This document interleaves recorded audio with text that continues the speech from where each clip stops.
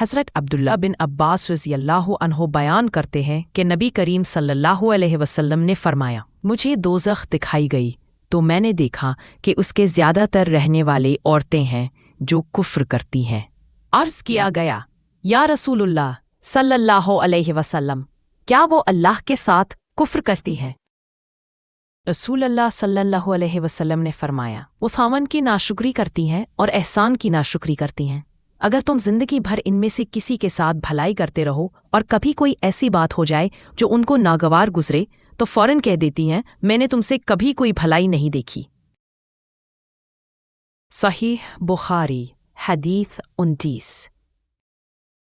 اس حدیث کا مقصد عورتوں اور مردوں دونوں کو یہ سمجھانا ہے کہ ناشکری ایک بہت بڑا گناہ ہے۔ جب کوئی شخص کسی کے ساتھ بھلائی کرے تو اس کا اعتراف اور شکر ادا کرنا ایمان کا حصہ ہے۔ رسول اللہ صلی اللہ علیہ وسلم نے فرمایا کہ بعض عورتیں اپنے شوہروں کی ساری زندگی کی بھلائی بھول جاتی ہیں، صرف ایک بات پر کہہ دیتی ہیں، میں نے تم سے کوئی بھلائی نہیں دیکھی۔